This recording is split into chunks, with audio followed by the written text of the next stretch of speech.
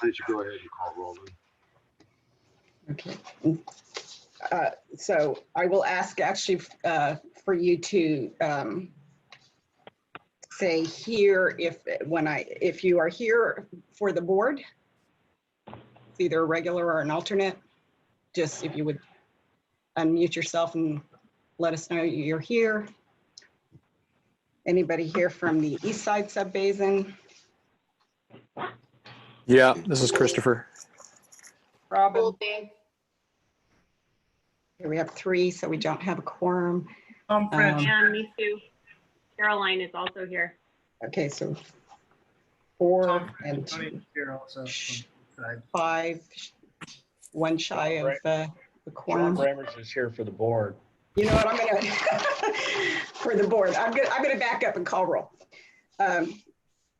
Director Adams, Adcock, Alejo, Bramers, Here. Brennan, Lee is here, Chapin Hodges is here, Here. Light, Kramers is here, McShane, Yes, here. McIntyre, Huntington, Herrera, Stefani. Here. So then you actually do have a quorum of your board. For our committees, starting with the East Side. Amezquita, Barrientos, Bunn, Here. Shabane, Chapin Hodges, Here. Clark, Francione, Here. Granillo, Lee, Here. Herrera. Here. Okay, you're shy of a quorum.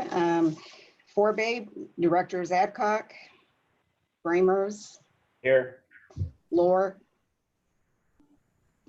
McIntyre, Nunez,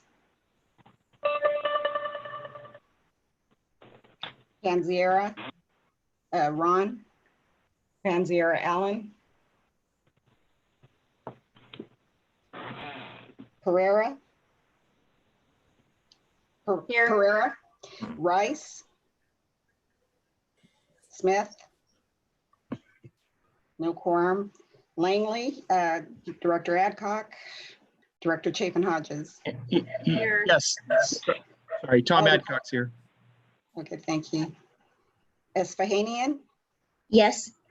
Maloney, Pereira. Here. You have a quorum. And Monterey, committee members Bean, Green, Here. Brennan, Copernall, and let me check my attendees because I believe she is here. All right, come back to Director Copernall. Esfahanian, Yes. Yes. Hardgrave, thank you, Hardgrave, Present. Stefani, Here. Jax. And you may have a quorum. I have to check on committee member Copernell. And lastly, Upper Valley, Bailey, Here. Bloom, Here. Here. Crank, Kramers, Here. Lipe, Moitoso, Smith. Crank is here. I think I just moved him over as a panelist. So Okay, great. Then you have a quorum. All right. I'll reflect it in the record. Okay, so let's go ahead and get started. First, just let me make clear, although we do have a quorum of some committees, not of others, this is not going to be a meeting at which action will be taken. This is more of a presentation, kind of a workshop opportunity for me to explain some general principles behind public service primarily. I'll be happy to answer questions, and of course the attendees can also answer questions. This is not a violation of the Brown Act. It's publicly noticed, publicly available. The committees and the board are not going to discuss or take action on business in front of any of those bodies. So this complies with the provisions of the Brown Act. So let me go ahead and share my screen. And also, just because Joel mentioned it as well, it's completely voluntary and just for your information, Joel. So happy to have you.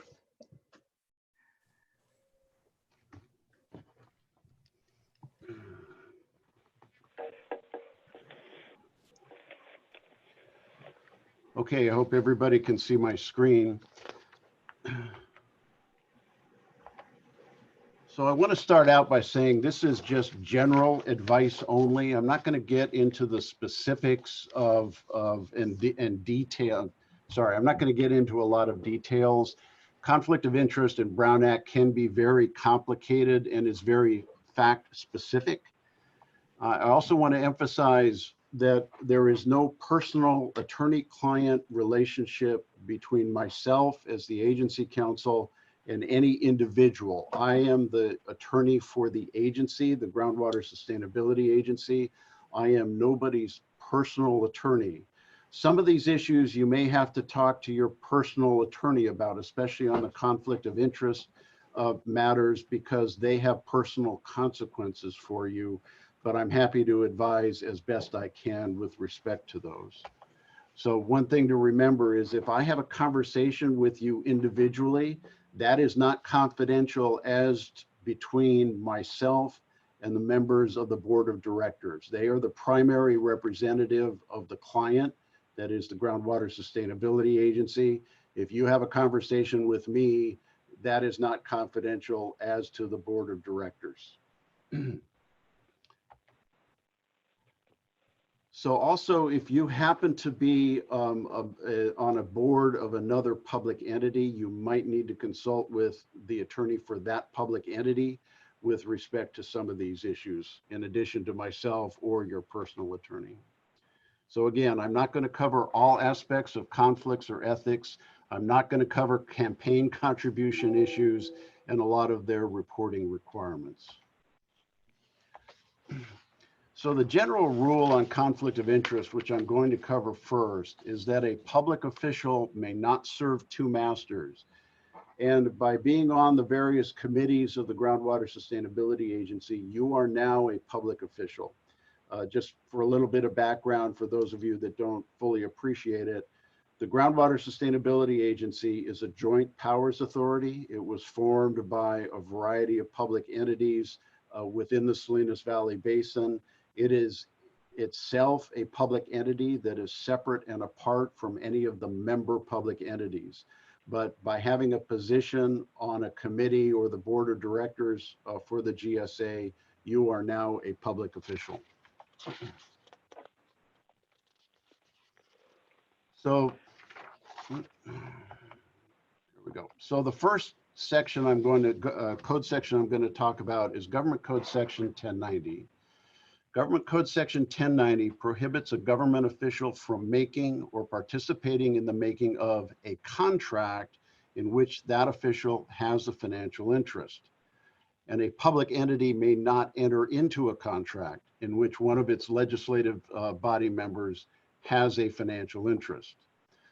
This prohibits both direct and indirect involvement. Contracts entered into in violation of Section 1090 are void, and any financial interest, no matter how winding the trail, is prohibited. And I'll give you an example. So if one of our directors owned a consulting company, the GSA would be prohibited from entering into a contract with that consulting agency for services. And it doesn't do any good for the board member to recuse themselves from that decision. It is prohibited to enter into that contract. If that board member participated in the negotiation of the contract, and bringing it forward to the board, that in and of itself is a violation of section 1090.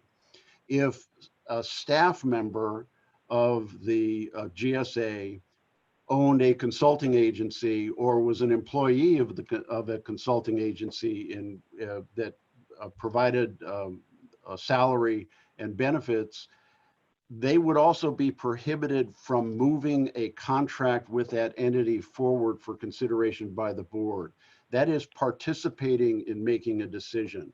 So participating in the processing of something in which you have a financial interest, even though as a staff member you're not voting on it, is prohibited by section 1090. So the lesson here is we're not entering into contracts with entities in which any of you have a financial interest. That's just the best way to avoid any of these issues.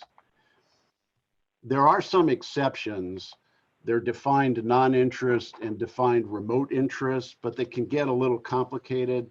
And the best way to avoid these issues is just stay away from contracting with entities in which people have financial interests. A violation of 1090 is a crime. It can be a felony or a misdemeanor. Any private gain must be returned, and the contract is void even if the transaction favors the public entity. It might be a great deal for the GSA to enter into a contract with a consulting entity owned by one of the board members, but it's prohibited even though it's a good deal. I'll move on to now Government Code Section 87-100, which is commonly known as the Political Reform Act. So the Political Reform Act prohibits a government official from making or participating in the making of decisions in which the official knows or should know the official has a financial interest. This is different from the contract situation in Government Code Section 1090. A typical example would be as if let's say a member of the Board of Supervisors participates in making a zoning decision that will affect property that official owns, that supervisor owns. That is what is one of the things that's prohibited by the Political Reform Act, because changing that zoning might result in a financial benefit to that supervisor. So it's different. It's not just contracts. It's making decisions that have impacts on the defined financial interests of the public officials. So you have to be a public official. You have to be making or participating in the making of or using your official position to influence a government decision. You have to identify the economic interest. We'll get into that right next. It could be a business entity that the official owns. It could be real property that the official owns. It could be a source of income to that official. It could be the source of a gift. And there could be a personal financial effect on a decision as well. And it could be a business entity in which the official is an officer, director, or employee. So any of these things that could be financially affected either beneficially or negatively by a decision are things that the Political Reform Act is designed to address. So these are some other questions that need to be asked. And as I mentioned, this can get kind of complicated and is very fact specific. So one of the questions is the economic interest that is affected directly or indirectly involved? And the difference here, by example, is if there's a company that an official, has a ownership interest in, is before the legislative body seeking a permit to do something, then that economic interest is directly impacted or directly involved in that decision because they are the subject of the decision by the legislative body. But there could be an indirect impact as well. If the decision is broad-based and the business happens to be one that is impacted but is not an applicant for a permit or other license, then that is indirectly involved in the decision. Then the question becomes whether the decision will have a material financial effect on that financial interest. And there are standards for determining what is material and what is not material. If directly involved, there's a presumption of materiality with very narrow exceptions. If indirectly, there's a several step analysis to determine whether the impact is material. Then another question is it reasonably foreseeable that the economic interest will be materially affected? Is the effect indistinguishable from the effect on the public generally? That is the public generally exception. There are specific rules that apply to determine which segment of the public is applicable to the public generally exception. And then there's specific exceptions for fees for public services and utilities. For example, a legislative body member or public official might be affected by a utility fee that the legislative body might impose. Well, everybody has to pay that utility fee that receives the service from the utility. So that's an exception to the economic interest issue. Then there's something called legally required participation. And this is very rare. This is where, for example, a statute requires a body to make a decision, and they cannot not make it, they have to make it. In a situation where it's okay not to make a decision, just because your vote is necessary to break a tie doesn't make it legally required. But where the body has to make a decision, somebody with a prohibited financial interest could conceivably participate. But those are extremely rare, and I don't see that situation arising for the GSA or its committees. So there are two types of officials that have to file statements of economic interest. There are what are called statutory filers, and those are specific people that are set forth in the government code, specifically section 87-200. And then there are those that are adopted in the conflict of interest code for the public entity. And if you are either of those and are required to file a statement of economic interest, then you can recuse yourself from a decision by that legislative body or committee, and the committee or legislative body can still make the decision. This is one of the distinguishing characteristics between the Political Reform Act and Government Code Section 1090.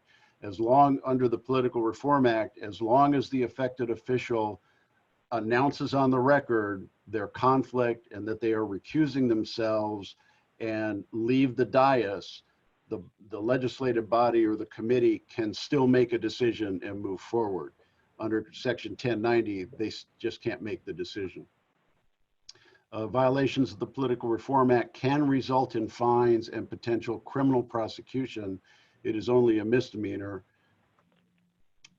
You have to look back 12 months for economic interest. So if you have an economic interest if you had an economic interest, say 10 months ago, that you disposed of, you sold, or you are no longer an employee, you still are covered by the Political Reform Act because it looks back 12 months for financial interests. If you disposed of your financial interest 13 or 14 months ago, then you're not covered by the Political Reform Act anymore. The Fair Political Practices Commission is the regulatory agency that has oversight both of the Political Reform Act and now Government Code Section 1090.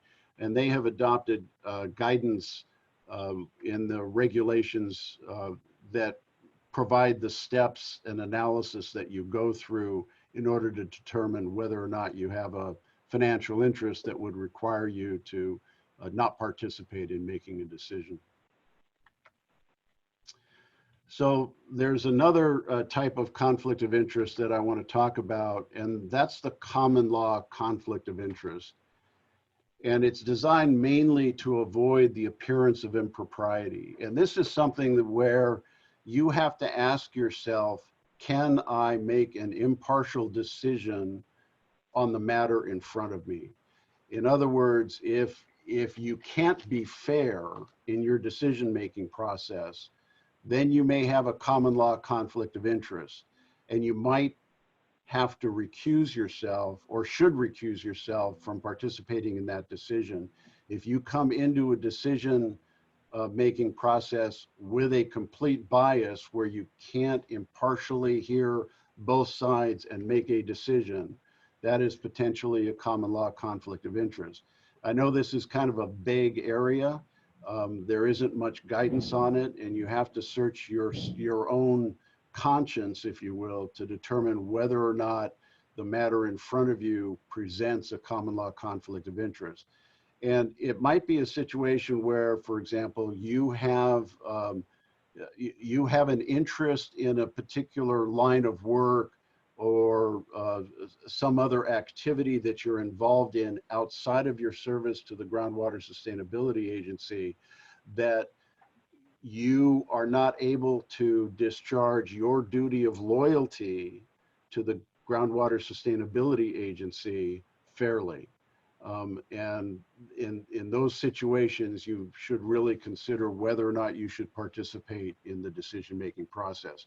I'm happy to talk to any of you about this if you feel a need to. If there's something that's not covered by Government Code Section 1090 or the Political Reform Act, but if you feel like, gee, do I have a conflict of interest here because of this other interest outside my role with the Groundwater Sustainability Agency, I'm happy to talk to anybody about those issues. So reporting, we've talked a little bit about Form 700s. The members of the sub-basin committees and the advisory committee are currently not required to file Form 700s. That may change. One of the standards, as I think I explained at the directors meeting, was there has to be substantive review between what the committee debates and what the board of directors decides. If at some point the board of directors routinely adopts on a consent agenda recommendations from the advisory committee or from the sub-basin committees, then there really isn't a substantive review between the recommendation and the final decision. And that might compel a decision that the advisory committee or the sub-basin committees need to start filing Form 700s. The purpose with the Form 700s is so the public knows the financial interests of the people that really make the decisions. And if there's no intervening substantive review, then the advisory committee or the sub-basin committees are really making the decisions. Currently, in my opinion, there is substantive review. The board of directors really does, I think, a very good job of hearing the recommendations, but then they have a robust debate about whether or not to take a particular action. So as I've said before, presently, I do not see a need for the advisory committee or the sub-basin committee members to have to file Form 700s. But again, that may change as we go forward if the board of directors routinely adopts without substantive debate or discussion recommendations from any of the committees. So there's what's called an assuming office statement. You have to file within 30 days of assuming an office. You file with the Monterey County Clerk of the Board. They're the custodian of the records. I'm not sure if electronic filing is currently available to the GSA. I'll check on that. Then there's something called incompatible activities. And this is really designed to prevent the use of GSA assets to further your own personal interests. So you can't, if for example, the GSA had offices that you sat in and used computers, you wouldn't be able to use the GSA's computers in order to further your personal financial interest to do your company business on. So that's what the incompatible activity prohibition is about. And then there's something called incompatible offices, which is trying to address conflicting loyalties. And this is a situation where, let's say you're a member of a city council, and then you take another position on a different legislative body. Let's say you're on a committee of the county. And there will be situations where, because of the conflicting duties to the city on the one hand and the county on the other, you might have to continually recuse yourself from decisions because you can't be fair. Well, in those circumstances, that is an incompatible office because the conflicting loyalties prevent you from discharging your duties both to the county and to the city for which you serve. I don't see those arising with respect to the Groundwater Sustainability Agency, but it is something to be mindful of for those members of the board of directors or the committees that happen to be officers and employees of other public entities. So there is ethics training that is required, although there's no punishment for not doing it. AB 1234 requires biennial ethics training for members of a legislative body that provides any type of compensation. This would apply to the board of directors because they do get a stipend, but not to the advisory committee or to the subcommittees or the sub-basin committees, excuse me, because they do not get any type of stipend or other compensation. So those are the types of compensation that the requirement applies to. The FPPC has an online training program. It's about 2 hours. I can give you the link to the website if anybody's interested in taking it, and you actually get a certificate. I would urge everybody to take it. It's good training to have if you're a public official or serve on a committee of a public entity. So I would urge people to take it. It's not very long and it is very helpful.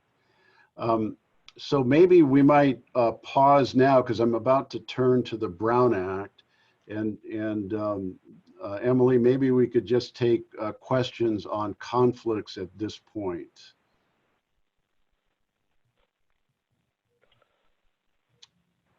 I'm going to stop my share for right now. So does anybody have any questions on conflicts of interest? Okay. Yeah, I do. Les, this is Christopher Bunn. Hi, Chris. Just to clarify, I mean, I think I got what you're saying, but just to make it painfully obvious, you know, we have landowners and operators in here. So if we're involved in the process of creating regulations that benefit us as well as the entire sub-basin or the entire valley, that's not restricted by this, correct? Correct. And you serve for a particular reason because you represent a stakeholder interest. And this goes to the public generally exception. You know, the public, for purposes of your analysis, is everybody that's going to be subject to these regulations, and it's everybody potentially subject to regulations, and it's everybody that's within the sub-basin or within the basin, the greater basin as a whole. So in that case, the public generally exception would apply to your participation here. If, however, the GSA adopted or proposed to adopt a specific regulation applicable only to your property and not to everybody across the board, that would be a problem. But presently, there's no proposal to do any such thing. So what you're considering right now are generally applicable potential regulations, potential projects. So I don't see a problem with your participation or anybody similarly situated like you, Chris, in participating. Okay, thank you. Anybody else? I thought I saw an attendee hand up real quick. I don't know. There it is again. Mr. Merrifield, you've been unmuted. Okay.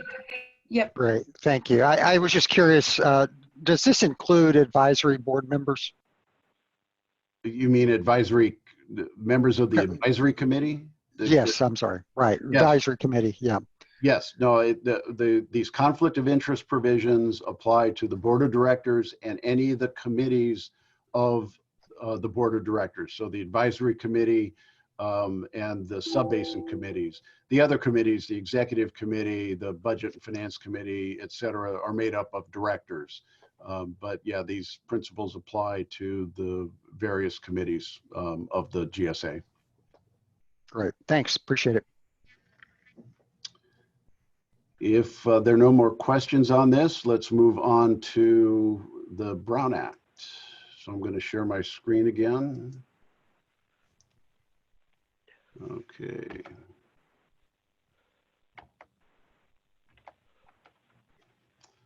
Let's see. Okay, the Brown Act. So the Brown Act is embodied in Government Code Section 54950 at SEC. And I'd like to have you take a look at this language that comes directly from the Government Code. So the legislature finds and declares that the public commissions, boards, and councils and the other public agencies in the state exist to aid in the conduct of the people's business. It is the intent of the law that their actions be taken openly and that their deliberations be conducted openly. The people of the state do not yield their sovereignty to the agencies which serve them. And furthermore, the people in delegating authority do not give their public servants the right to decide what is good for the people to know and what is not good for them to know. The people insist on remaining informed so that they may retain control over the instruments they have created. So the Brown Act is all about transparency. So the Brown Act generally requires legislative bodies to have open meetings. Legislative bodies are broadly defined. It includes governing bodies, committees, commissions, and many nonprofits that receive funding or perform government functions. It generally means a quorum of a legislative body, and committees of the GSA are legislative bodies, the board in creating the various committees has determined that you will comply with the Brown Act for purposes of your meeting. Meetings are similarly broadly defined. Serial meetings are prohibited. And what serial meetings are is the use of intermediaries to form a consensus over an action. So for example, let's say we have a five-member board of supervisors. So I can't have supervisor A talk to supervisor B and say, I like this idea, let's vote this way on this matter next Tuesday. And then supervisor B goes to supervisor C and says, hey, I like this idea, let's vote this way next week, and supervisor A likes it as well. That's a serial meeting where you're not all together, but you're using intermediaries to form a consensus on a matter behind the scenes, outside of the view of the public. It also prohibits the use of other types of intermediaries. For example, if a board member came to me and said, hey, I'd like to get votes for this item next week. Can you go talk to supervisor B and C and let them know how I feel and see if they will vote the same way? That's a similar serial meeting, even though it's not with the legislative body members. So you can't use serial meetings. You can't use remote devices, your smartphone, your computer, to communicate with other members of your legislative body to get a consensus on a particular action in front of that legislative body. So there are several exceptions to the concept of a meeting. For example, going to a conference that's open to the public, going to social gatherings that are open to the public. However, you can't sit in a corner with a quorum of your legislative body and talk about business that's subject matter of that particular legislative body. You have to avoid talking to your other legislative body members in those settings about business that happens to be before the legislative body. We can use teleconferencing for meetings, and this was even before the COVID pandemic. Before the COVID pandemic hit, you could use teleconferencing, but less than a quorum of the legislative body could use teleconferencing. A quorum had to be in the designated meeting place. For example, the board chambers for the Board of Supervisors or City Hall for the GSA when we were meeting there. And the remote location where the legislative body members were using teleconferencing had to be open to the public, and you had to have the agenda posted at that location. So we've had situations where supervisors were happened to be traveling but wanted to participate. They were in another state, staying at a hotel. As long as somebody wanted to knock on the door and join the meeting, they could, and the agenda had to be posted on the door at the hotel. When the pandemic hit, the governor issued an executive order that waived all those requirements for the Brown Act. So right now, as we're doing now, we can have a remote meeting. The location that the legislative body members are in does not have to be open to the public, and you don't have to post an agenda, but the public has to have the ability to participate. And that means not just observing, but being able to actually ask questions or give public testimony with respect to the matters in front of the legislative body. And so we're able to do that. I know the Board of Supervisors has kept their chambers open. Some people do show up for the board meetings on Tuesdays, but most people participate remotely. Many other legislative body members are only doing, legislative bodies are only having meetings remotely as the GSA is. Now, and I assume once the pandemic goes away, the governor will rescind or end his executive order, and we'll have to go back to the usual teleconferencing rules in the Brown Act. Physical meeting locations must comply with the ADA. Members of the public may record the meeting, either audio or video. That cannot be prevented. The legislative body must adopt a schedule of regular meetings, and so the Board of Directors has done so, as have each of the committees at this point. Meetings generally must occur within the jurisdictional boundaries of the agency. There are some exceptions to that that generally will not apply to the GSA.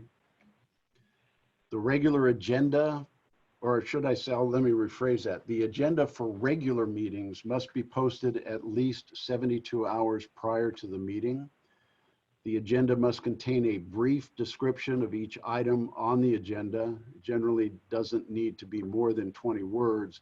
Some legislative bodies have very extensive agenda descriptions. For example, the Board of Supervisors has very long ones in some cases, but generally speaking, the Brown Act permits only a brief description of the agenda item.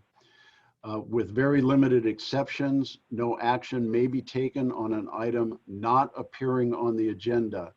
The exception is an urgency item where the need to take action arose after the posting of the agenda, and it takes a unanimous vote of the legislative body in order to put that item on the agenda and take action on it. Again, I don't see this happening very often for the GSA or the committees, but it might arise from time to time. There must be the ability for the public to comment on each item on the agenda before the vote is taken. So generally speaking, we'll have a staff report. There might be some questions from the legislative body, and then the chair will take it out to the public for comment on that particular item, and then bring it back to the legislative body for motion and potential action. There must be, for regular meetings, there must be the ability to comment on items not on the agenda, but within the jurisdiction of the legislative body. This is typically referred to as non-agenda public comment, and usually occurs near the start of the regular meeting. The legislative body may not prohibit criticism of the agency's policies, procedures, programs, or services, nor the acts or omissions of the legislative body. So somebody can get up on non-agenda public comment and criticize the heck out of what you're doing and say why you're bad people and what you're doing is wrong, and that cannot be prohibited. What What can be prohibited is disruption.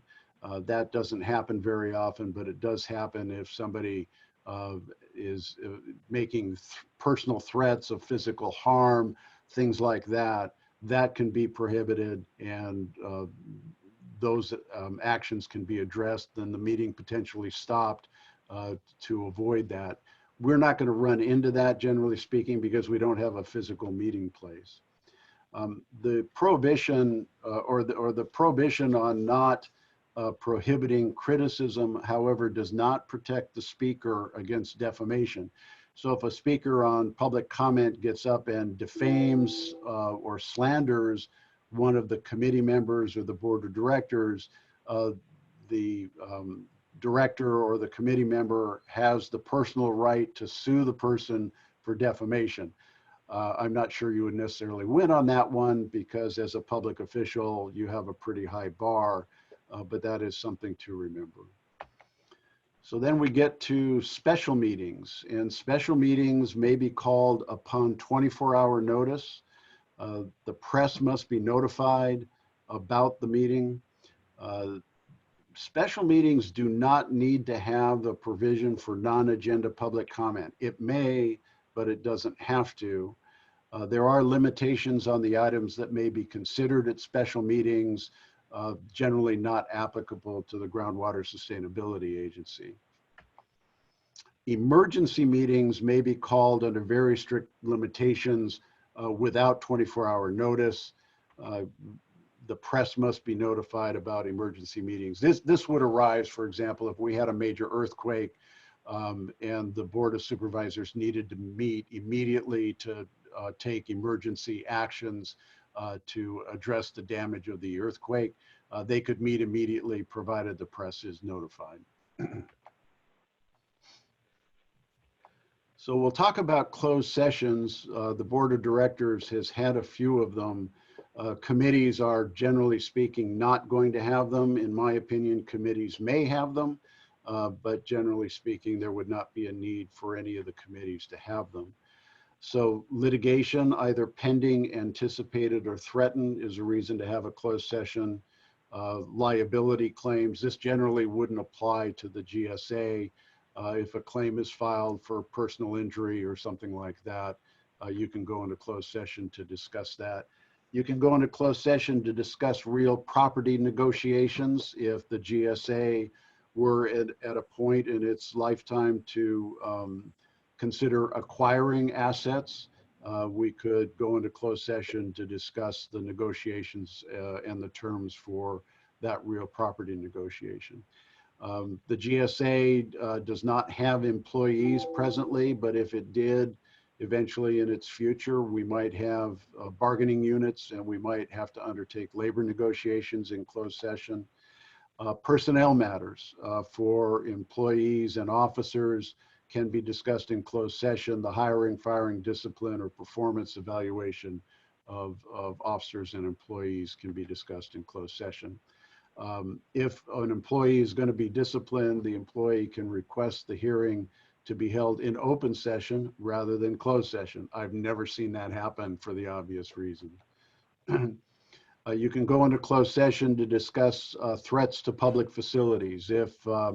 If there is, for example, an earthquake that damages a public facility that the public needs to access, you can go into closed session to discuss what you need to do to make it safe for the public to access that. Or if there's a terrorist threat that we become aware of, you can go into closed session to discuss what actions should be taken to counteract that terrorist threat. The items for closed session discussion must appear on the agenda, and there is safe harbor language to describe these various actions, and the public must be allowed to speak to items on closed session before the closed session. So depending on when the legislative body goes into closed session, you would obviously do that up front or at the end. The GSA generally goes into closed session at the end of its meetings, and the chair will call for public comment on the item in for closed session at that time. Sometimes I think on a couple of occasions, the GSA has gone into closed session at the very start of the meeting, in which case the chair would need to call for public comment on the closed session item at the very start of the meeting before adjourning into closed session. There must be a report out of any action taken in closed session.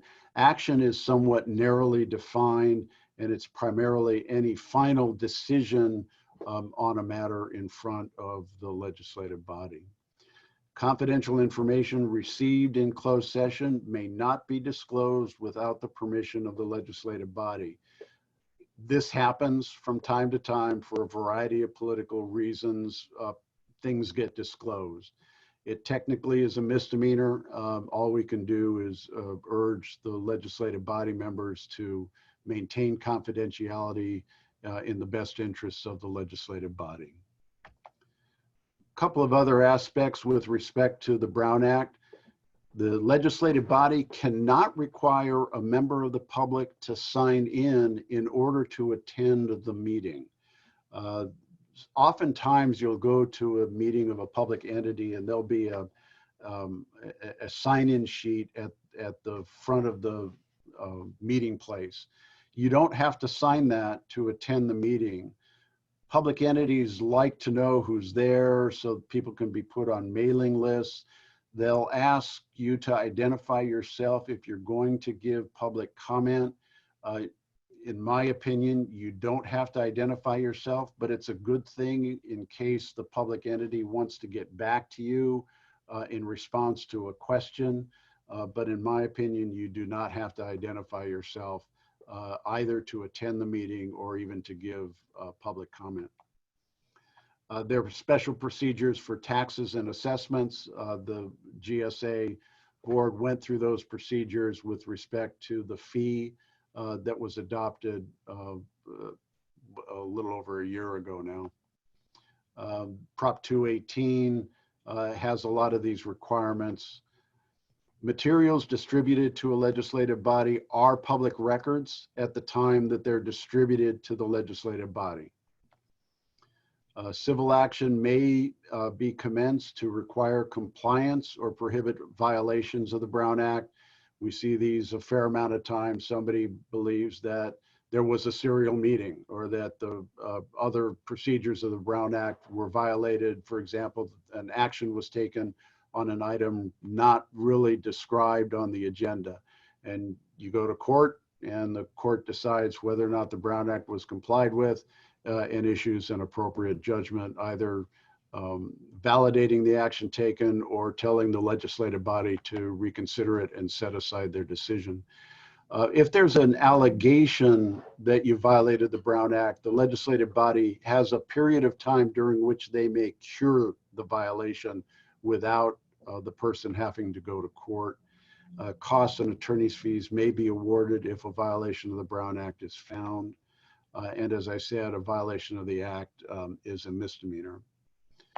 So in conclusion, the rules regarding conflicts of interest in the Brown Act can be complicated. You should consult with the agency or personal attorney if you have any questions with respect to the rules, but just a reminder that there is no personal attorney-client relationship between myself and any members of the board of directors or the committees. And finally, the FPPC has a website with very useful information and links regarding all of these issues. So that concludes my presentation, and I am happy to answer any questions about the Brown Act.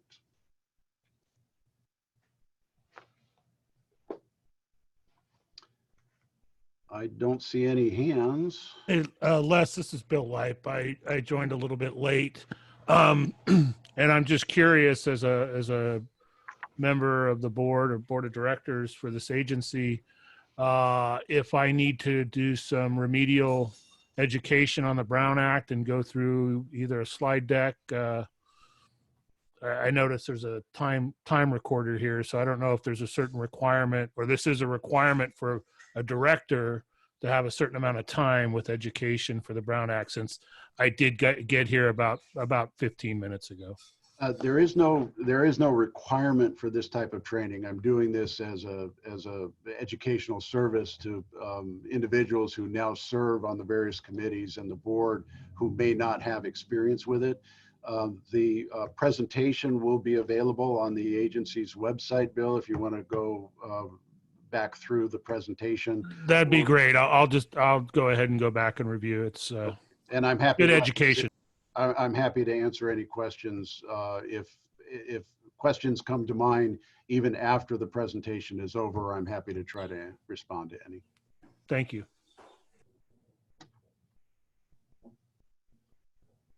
Well, I don't see any hands raised, so I hope this was helpful to everybody. And again, I'm happy to try to answer any questions either now or offline if you have issues that you need some guidance on. Emily, I think we're done. Yep, I think. And so I don't know if any of the attendees have any comment or questions. I'm happy to address those as well. Thank you. Yeah, thank you, Les. Thanks, Les.